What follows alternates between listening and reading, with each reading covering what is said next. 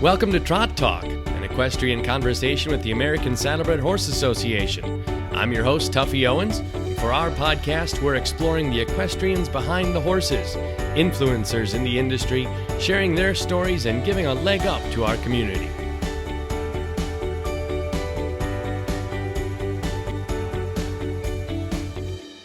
Well, thanks for tuning in to Trot Talk, everybody. We're on Skype. We're both fresh out of the barn, joined by our special guest today, Jody Swimmer. Jody, thank you so much for joining us on Trot Talk.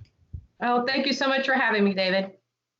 Well, we've really had a great start to the season on Trot Talk, and with you, we want to get more of a sport horse angle, but that's not where you started with the American Saddlebred. Tell us a little bit about growing up and your parents and their involvement with the Saddlebreds.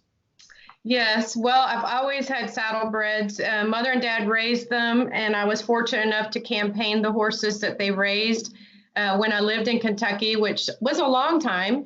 But even before that, we had saddlebreds on the farm here in Weddington, North Carolina, and we were just showing backyard horses with we did our own thing basically, and we took them on Saturdays to the horse shows with Dad pulling us behind the Buick.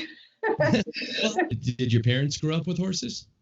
So Mother did not. No, they did not.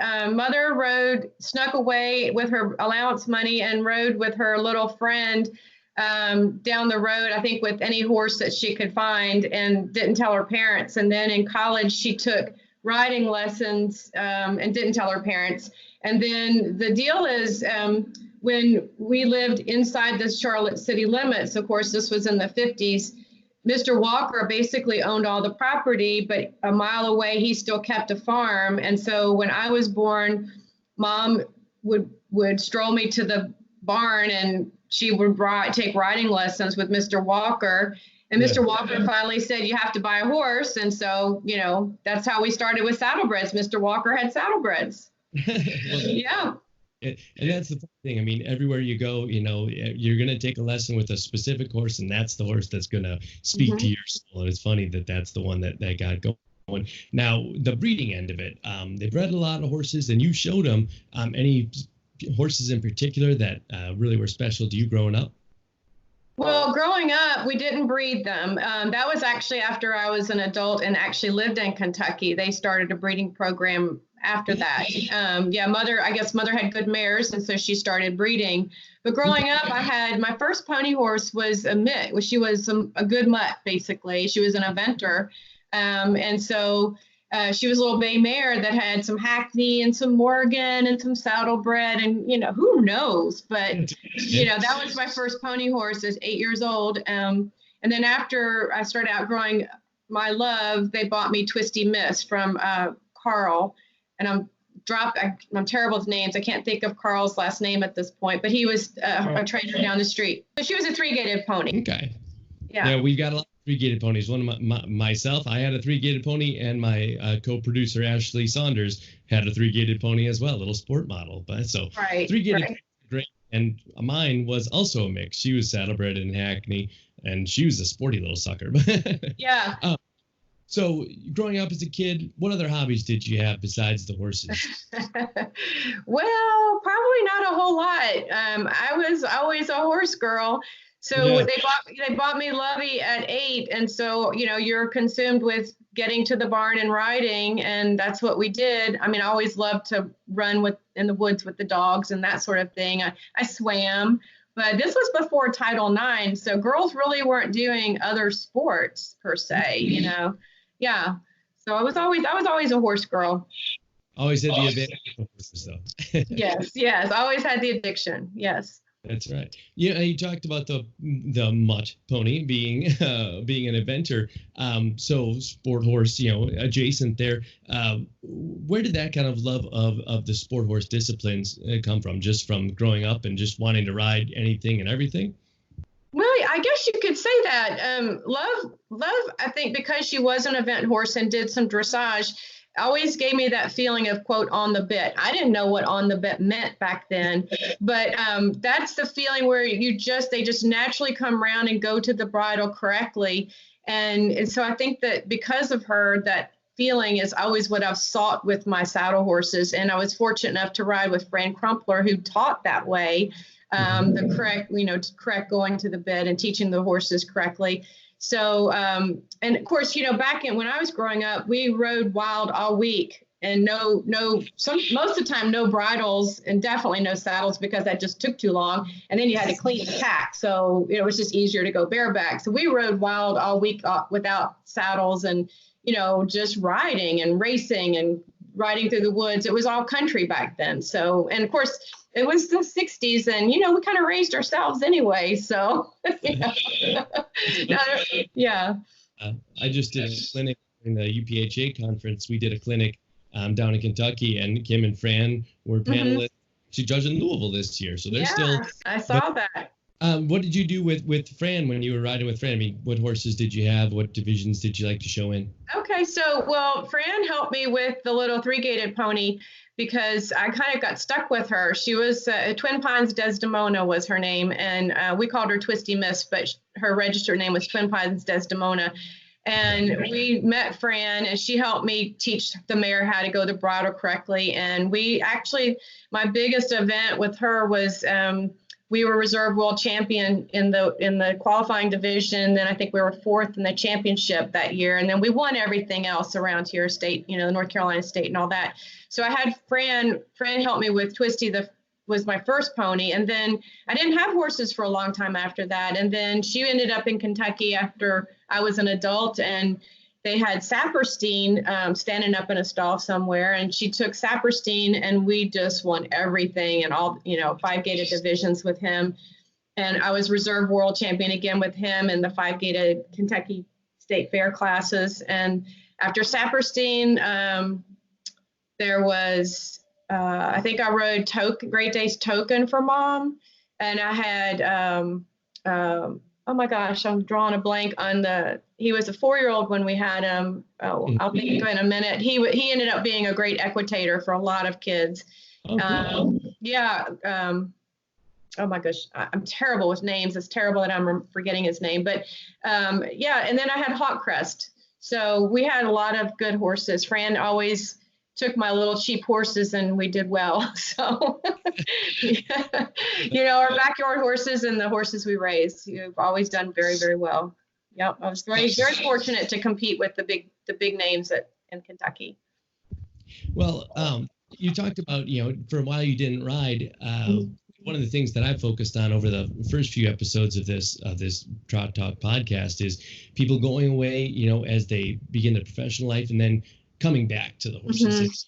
How did that work for you? Did that happen? Well, yes, it was a lot of things going on in my life. But when I did finally end up in Kentucky, I was ready for another horse. So they sent me a little colt, and we just called him BC for Bay Colt.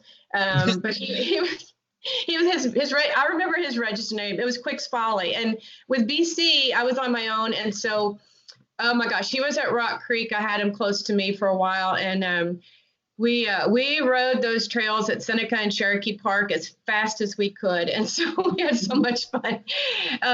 He was a game little fella, and we did endurance riding. And then when I had him on different farms out in Simpsonville, we would jump the fox fences just to get on the trails. And then I did Western. I would change tack on him in a horse show 3 different times. I mean, we did it all. And so, yeah, so that was kind of how I started back into saddle seat again, was with BC. And then we started, then I started campaigning the horses we raised. But I always loved having my own horse. So when we kind of got done with the horses that we had on the farm to campaign was when I switched to dressage, and I was 40. And that was when I was, Hawkcrest was finishing up, and we sold him, and he went on to do well with others. But I really wanted to be involved with the day-to-day experience of the horse again. And I had done so well with saddle seat, but I guess I was ready for the new challenge. And I just wish that I had known about dressage growing up, because it's such a beautiful discipline, and it helps you ride so much better and more efficiently and effectively with any discipline. But it's riding a geometry test. So there's always a challenge, and, there's always how much better can you do it. And I don't go over things on purpose, is what I tell people. They go, oh, do you vent? And I'm like, no, I really don't enjoy jumping because I didn't do enough jumping as a kid to feel confident about going hard to a jump, which is, basically you have to do. And I admire anyone that can do it. It's just, I'm just not that brave, I guess. But so that's how I kind of switched disciplines to dressage and was fortunate enough to find Crystal Hoffman and get guided in the right direction on correct dressage training. Yeah.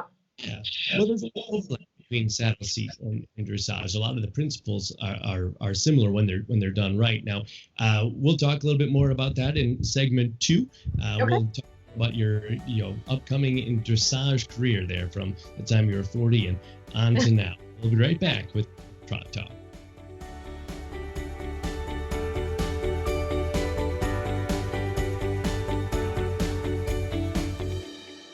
Trot Talk wouldn't be possible without the support of the United States Equestrian Federation.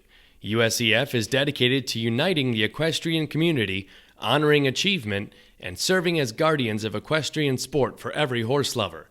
Discover more about the USDF by checking out their website, usdf.org.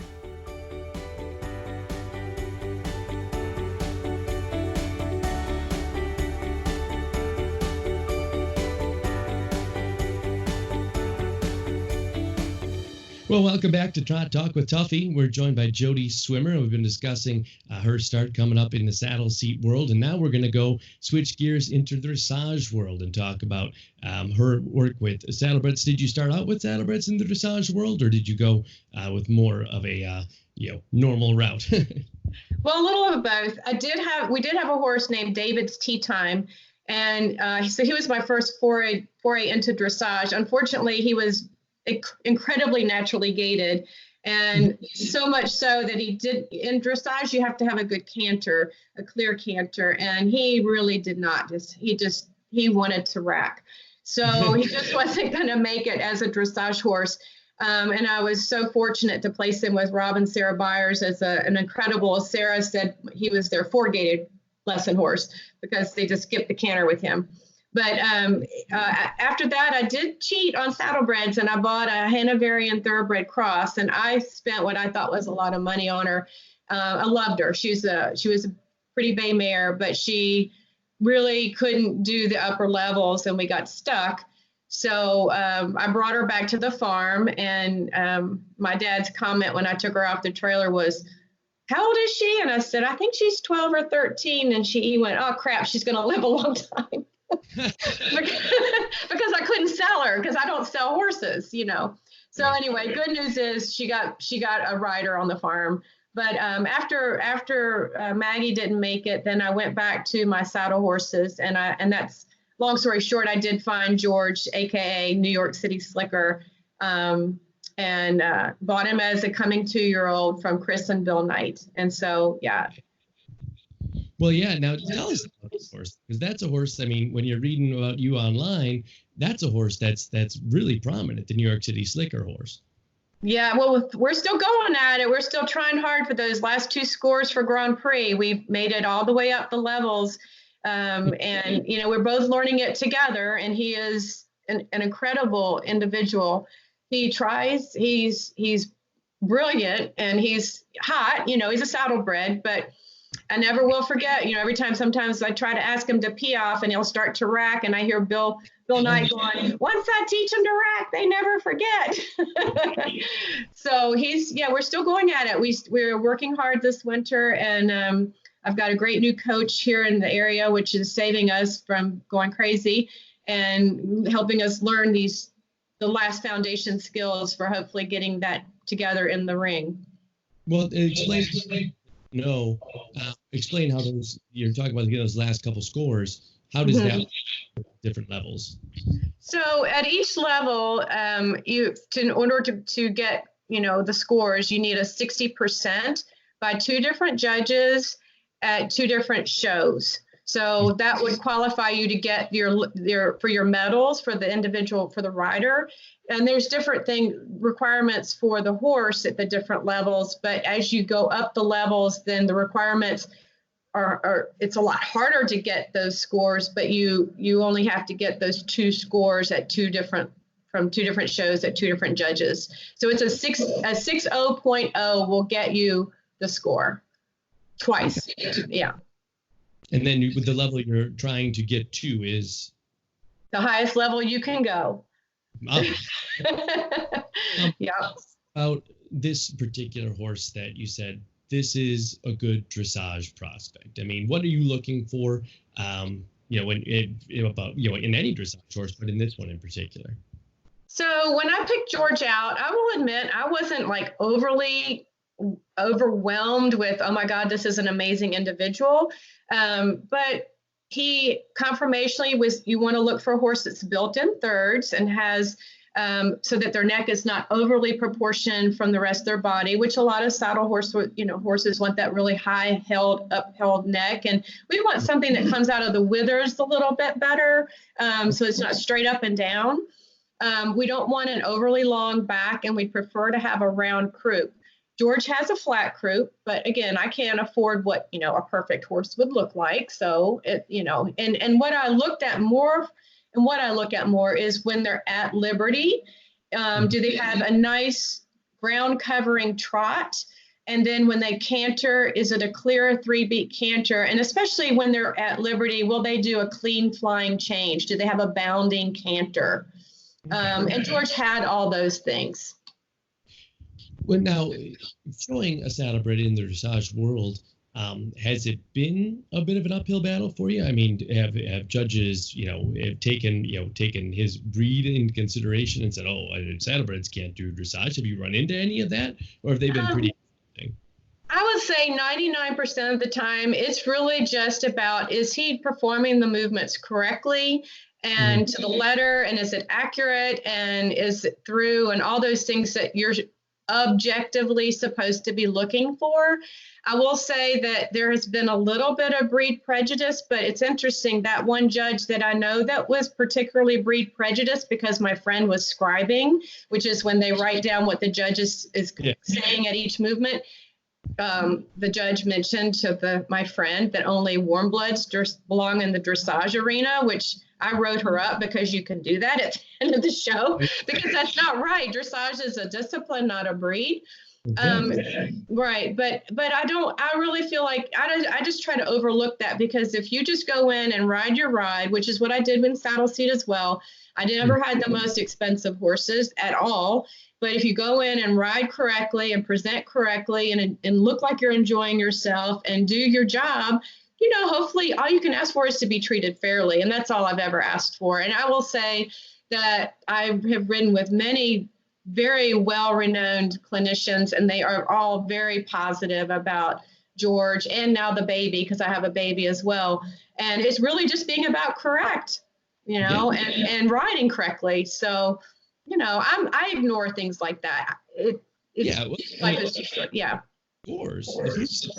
I mean, if you're getting the scores, that's all that really matters. That makes sense. Right. We're not going to be world beaters. I'm not trying to go to the Olympics, so it's all good in the hood. Yeah. Now, I was in Chronicle of the Horse, and you said exactly that. We're not going to the Olympics, but you want to get a gold medal and all the good things, and make it to that final level of dressage with George. Do you view yourself as a breed ambassador for the Saddlebred? I mean, you're out there with George. Do people come up and ask about him? I mean, is that? I'm sorry, I'll get emotional. I never look at myself as that. And I'm always thrilled when they go, what is he? And I'll say, he's a saddlebred. And they'll go, oh my gosh, I used to ride a saddlebred. I thought that might be what he is. He's so cool. You're so pretty. It's just, you're so lovely. Congratulations for doing this, So yes, I'd say yes. That's great. That's great. And I mean, when they're asking about it, I mean, do you feel like they're interested? Like you say that they're excited. Are there people that didn't even know what a saddlebred was, that now you get to introduce them? Yeah, it's really, really nice. I remember at regionals, at our first regionals, and we got to line up just like at a saddle seat show and get your ribbons, and that was so much fun. And it was a big day. It was, I don't know, he was really up that day. And I tied for 8th place with another woman, and she was next to me, and she turned and looked at me and she said, "Is he a saddlebred?" And I said, "Yes." And she said, "I had a saddlebred. I knew it. I just love him." And it just was such a big moment for me. And then last summer at Tryon, same thing. And we had never been to Tryon. Now that we're in North Carolina, it's a big venue. And so again, people were coming up and just being very positive. So it's always wonderful to know that we're representing the breed. And that is kind of my soapbox now, is please, warm bloods. And I know Mary Kate Fahey and others are presenting the Saddlebreds correctly for the people, the market that would be a warm blood market. But for the price and the quality of the horse and the attitude and the safety of them compared to some other breeds, just try them and save them from going down to the road, So, yeah. Saddlebreds want to have a partner. They want to be ridden. They're really, they want a job. Mm-hmm. Exactly. You talked about Miss Fran being one of your big influences, growing up. Who are some of your current influences? Well, I'm so fortunate to have excellent coaching, and Krista Hoffman has always been a huge influence in my life, because she made me realize that I didn't know, Fran I love Fran, and I will always respect how she taught me to ride, because she taught me to ride with my legs on. Keep your legs close to your horse. Your feet, your horse is supposed to put their feet wherever you tell them. There are so many unbelievable great principles that Fran always instilled in me.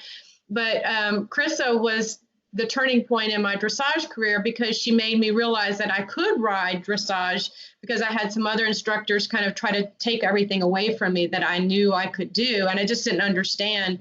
So I will say Krista will always be my big hero for that.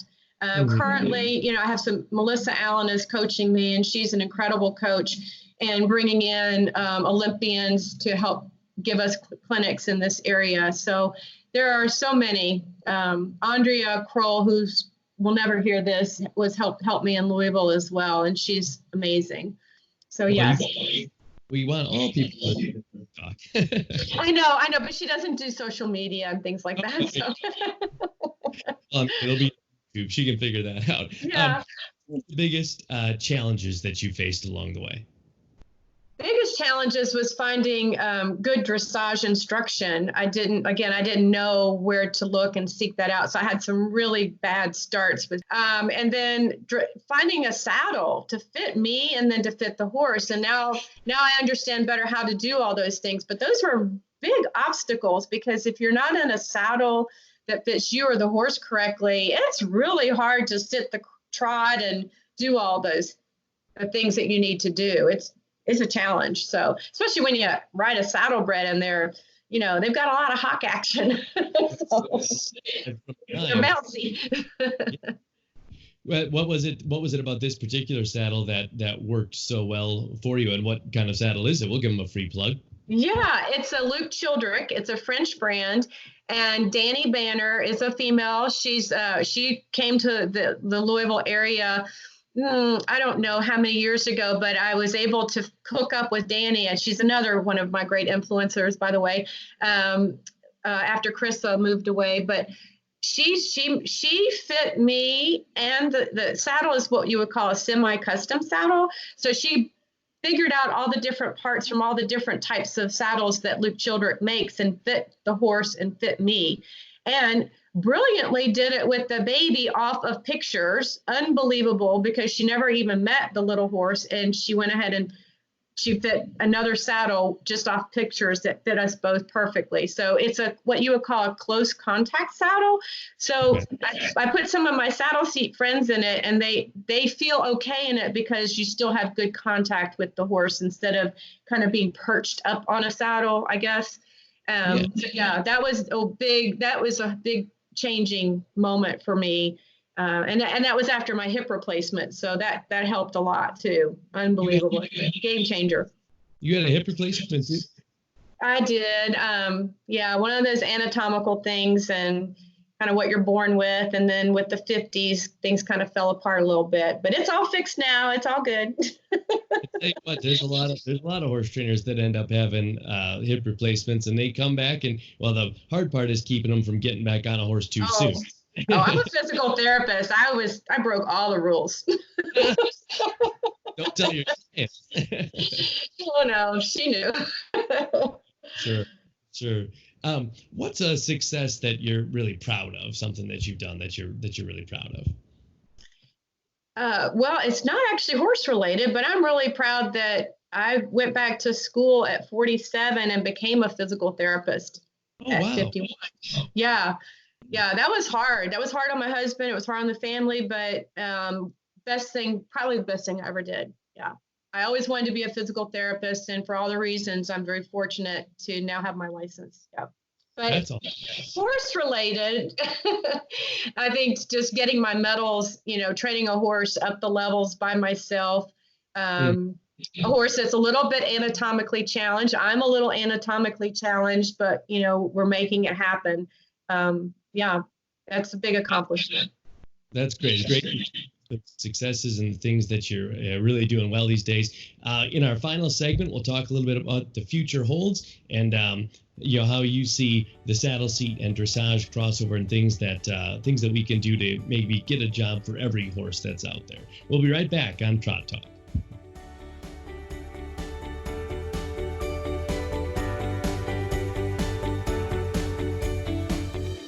The American Saddlebred Horse Association is a proud sponsor of our show Trot Talk and is devoted to the success of all American Saddlebreds. The ASHA strives to maintain the integrity of the breed while providing a variety of programs to foster public awareness. Interested in learning more? Search ASB Dreams on Instagram or follow us at Saddlebred Horse ASSOC.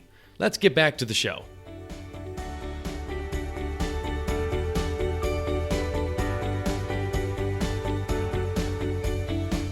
Well, welcome back to Trot Talk here with Jody Swimmer on Skype. We're having our equestrian conversation. I'm just telling us a little bit about some of her recent successes.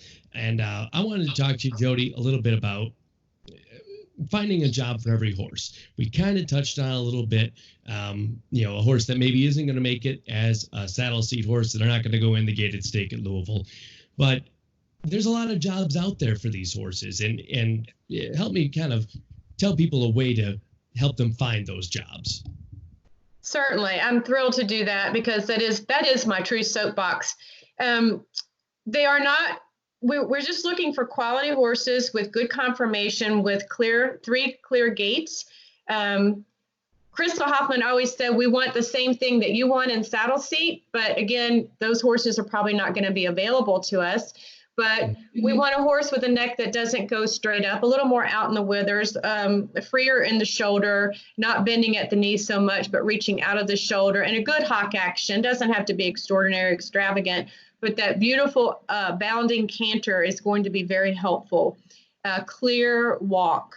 So if you have a horse, and if the trainers would just take a minute instead of I don't know. If they would just take a minute and maybe long line the horses with a lower frame, and when they do market them, give us good at liberty videos with no devices, no bag. Bags are okay just to get the horse going, but really we just want to see how they move at liberty. And give them a good start. Give them ground manners, because an amateur is going to buy this horse, and we need to feel safe. So go ahead and, put a saddle on it, get it, walk, trot, and maybe a canter under tack would be great, would be awesome, but at least have been on their back at least a few times, so we know that has happened, but nothing extraordinary. Yeah, just, you guys will find what you're looking for, and, right. In terms, in the videos and in the different gaits that you're looking for. But where are you looking? I mean, how do we reach that market? So because I'm old, and because I know so many of the saddle horse trainers, when I lived in Kentucky, I would just start making phone calls and putting the word out and getting around. But again, it's much easier now with social media, because I actually found my baby from a video seeing Wyatt DeHart on another horse. And I didn't know Wyatt before this, but I called him up and said, I'd like to look at that one horse. And he said, oh yeah, I've got a couple. And maybe you want to see that stud colt too we just brought in. I said, okay. So I did look at all the other ones, and the stud colt loose in the round pen had a carousel canter, unbelievable canter. And that was the one that interests me. And he's the one I ended up bringing home. That's awesome.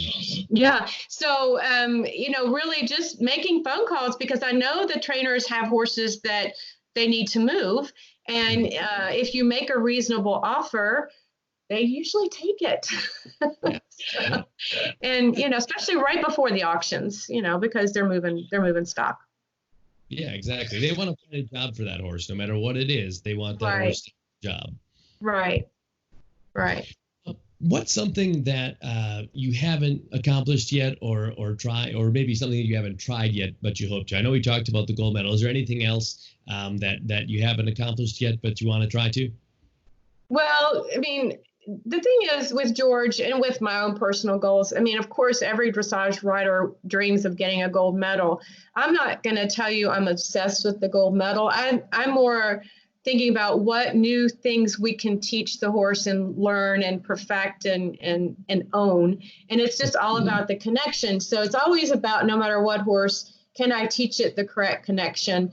So yes, I'm dreaming of the gold medal for George, because I think that would just really help other amateurs know it's possible to take your own, horse that you started, that's not a fancy warm blood and not a high ticket item, to go all the way. And there are so many wonderful stories of other people that have done it with lots of different horses and horses from kill pens and things of that nature. So for the Saddlebred, because it's my breed, I so dream of that for George, because he deserves it. And honestly, if he had been with a trainer, he would have done it a long time ago. I'm the one that's been holding him back, because I'm trying to learn it myself and get my body to do the right things at the right time with timing and that sort of thing.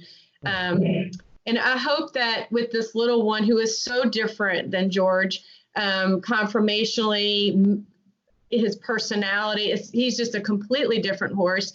I hope that he performs well in the ring, so it's not, people don't just think it's a one and done deal, that, you can take another little rack and saddlebred and teach it dressage. Is there that show horse attitude that I mean, every saddlebred has? How does that translate into the actual dressage ring? I mean, is there a way to kind of tone that down, or do you let them play into it?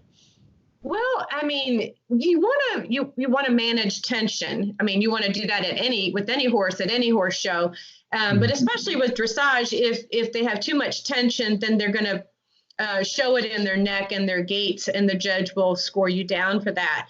And when I say tension, I mean tighten the back and tighten the neck, so that they're not really coming through. But that show horse quality and willingness to perform will definitely work in your favor at any show with a saddlebred, because they like to perform. And, getting them up and a little bit big, as long as you have them on your seat, improves their gaits, as long as you manage the tension so that it's positive tension. Just like when you show, you get up, you get nervous, you have to learn how to manage your own personal tension so that you can perform. It's the same thing for the horse, really, in my opinion. You just have to use it for good, not for evil. Where do you see yourself in 5 years? Like 5 years from now, what are some of the things that you think you'll be doing? Oh, I hope I'm showing my little Rapper horse. And his name, by the way, is Divine Memories. Heart's Divine Memories. I call him Rapper, WRAPPER, as in plain brown Rapper, because he's just brown. So it kind of stuck. I hope that I'm showing Rapper in 5 years. Let's see, he'll be 8. So hopefully he'll be a 3rd, 4th level horse by then, as long as my parts are holding up. And maybe even George will be doing century. And hopefully George and I can continue on to do century. I don't know, but once George gets his gold medal, and I'm going to say once he gets his gold medal and stay on the positive side of things, I don't really care what he does after that. Into the universe so that it comes back with that gold medal. I like it. Yeah. What advice would you give to young riders that are just coming up and maybe entering the dressage world like you did at a later date in life? What advice would you give them as they're just starting their dressage careers? Well, first of all, and one thing I learned was always hire a trainer that rides better than you. So know their credentials and make sure that they're continuing their education, because those were the mistakes that I made before I met Krista. Get a saddle that fits you properly. Spend the money on a good saddle. Go ahead and do it. And don't wait, because your horse is going to develop under you. You want them to feel comfortable in their tack so that they will want to do what you're asking them to do. But get good instruction. You can save money on the purchase price of your horse getting a saddlebred, but you need help along the way. And I don't care who you are and how well you ride. The young horses will trick you into doing things like they want instead of how you want. And if you're an amateur, you still need help. And so pay for good instruction and get a good saddle that fits you and the horse. Those are my best two pieces of advice. And don't overfeed your saddlebred like a warm blood. They will go metabolic on you in a skinny minute. So, watch how you feed them.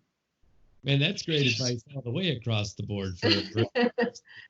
Well, to wrap things up, and I know you're dreading it, but we have to do the lightning round. We're going to do it. Okay. All right. We'll start with our favorite one. The greatest horse that you've ever seen in person. Oh, my gosh. In person, I didn't get to see. Okay, I wanted to see Verdades when he was at the World Equestrian Games, but I was in school, so I didn't get to see him. So that's as close as I can say. I'm sorry. I haven't seen him in person, though. Pretty great one, though. Yeah. Greatest horse that you have personally ever ridden. Well, I'm just going to have to say George. That's not a bad. I've never had the opportunity to ride, school horses, schoolmasters, or famous horses. So it's still going to have to be Georgie. Okay. What's the favorite memory that you have as an equestrian? My favorite memory, I would have to say, well, the first year I showed at Nationals, and we put in a solid test. We weren't in the ribbons that year, but that was unbelievable. First time at Nationals. And then outside the arena was a friend of mine, Rachel Hicks, and she stood there and she hugged me, and it was one of the best moments ever. That's awesome. Mm-hmm. All right. If you could bring 3 people to dinner, dead or alive, who would they be? 3 people, so a 4-top at the restaurant. I would love to break bread with Michelle and Barack Obama and Adam Schiff. Wow. Okay. There you go. This is always a fun one. I never really, some of the answers go off the rails, like when I talk to Carson. What's the craziest name that you've seen for a horse? Oh my gosh. Craziest name. Or even Onion. I would say Onion. Onion, there you go. That's yes, exactly. And you see it up on the wall every year at Louisville as world champion, but there it is. Yep, Onion. Last one. If you could have one last meal, what would it be? Cheese and wine, baby, and chocolate. A simple kind of girl. I love it. Wine and party. Yeah. I love it. Well, Jody, thank you so much. That wraps up this episode of Trot Talk. It's been great chatting with you. I'm glad we learned a little bit more about the dressage world and the sport horse saddlebred. Thank you so much for joining us on Trot Talk. It's been an honor. Thank you for asking me. Thank you all for listening to Trot Talk. We hope you enjoyed the ride. The ASHA is committed to promoting and protecting the American Saddlebred horse for a brighter future full of ASB dreams. I'm Tuffy Owens. Keep listening and trot on.